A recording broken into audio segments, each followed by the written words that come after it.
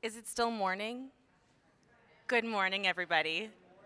It's so wonderful to be with you all today and see so many familiar faces and new faces and just this magnificent vista in front of me of folks in the room. Um, like was mentioned, I'm Angelica D'Souza. I'm a research project manager at Corners. At Corners, we leverage neighborhood science, a community-engaged research approach that integrates network science to address gun violence and other pressing social issues. We started our role as research partners in this space about 5 years ago. Just as many of the collaborative efforts that have been talked about already today, we're just getting started.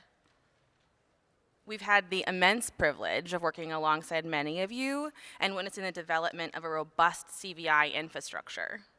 This infrastructure has resulted in a continuum of care, from the street corner to clinicians' offices to job sites, all to create transformational change in our neighborhoods. And you know, us researchers are kind of slow, but we're finally starting to be able to demonstrate what so many of you in this room have known for years. One, the investment in CVI infrastructure has increased the reach of these life-saving essential services. Two, CVI efforts are positively impacting our neighborhoods. And three, absolutely everything dope comes from Chicago.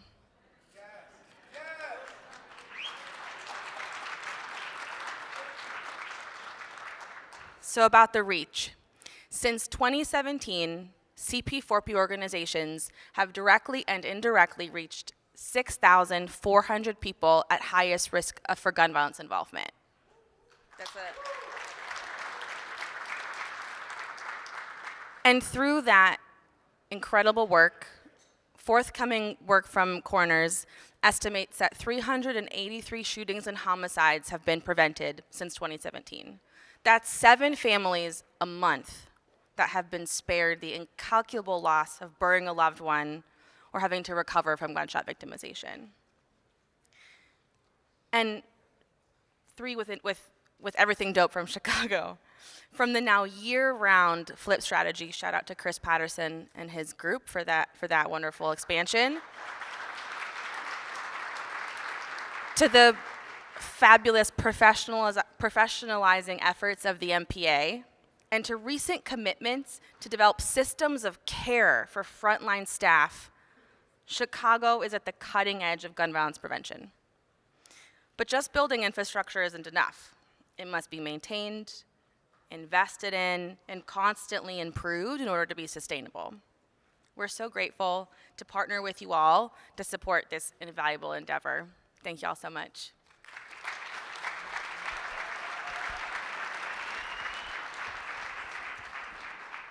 Good morning, everybody. First, I just want to say, my name is Kim Smith. I'm from the University of Chicago Crime Lab, and I feel like today is a really special day, not just because the sun has come out after a month of gray, but the energy in this room is incredible and reminds me why I partner with so many of the organizations in this room to truly be in service. At the Crime Lab, we really do want to be a service-oriented agency working with the public sector and social service organizations who are doing the hard work of trying to keep communities safe in Chicago. So thank you for allowing us to be your partners. Thank you for inviting us into this space.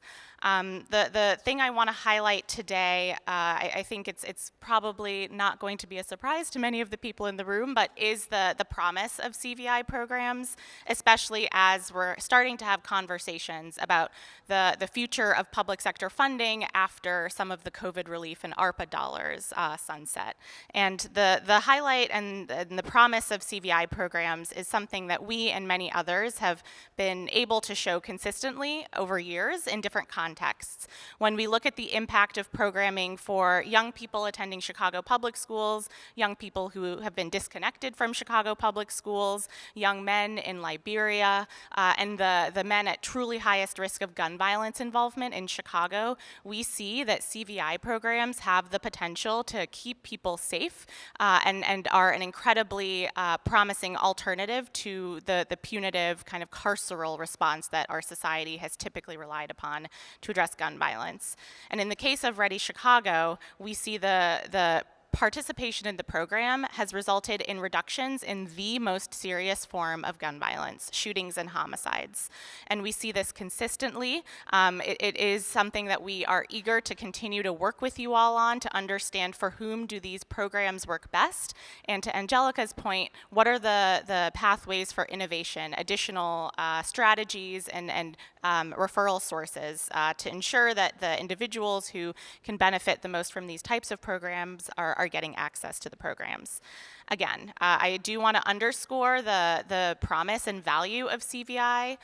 When we look at the numbers, for every dollar that's invested in a program like Ready Chicago, society gets between $3 and $18 back in social benefit in return. So that's a pretty good bet. And I hope that the policymakers and public sector agencies in the room are able to kind of take that back to the rest of the decision makers. We think it really does warrant further investment. But I would be remiss if I didn't talk about the rest of the public safety infrastructure and the role that CVI has to play, and truly underscore the need for additional investment and innovation. I think many folks are familiar with the proposed $5 billion investment the Biden administration was considering making in CVI, and that is so long overdue. At the same time, we know that something like policing and the kind of law enforcement response is receiving about $307 billion a year from the federal government. So while it is so incredible to see the increased excitement and momentum around investment in CVI, we know that the country's dominant response is still vastly kind of outweighing with respect to investment, how much we as a country are investing in CVI.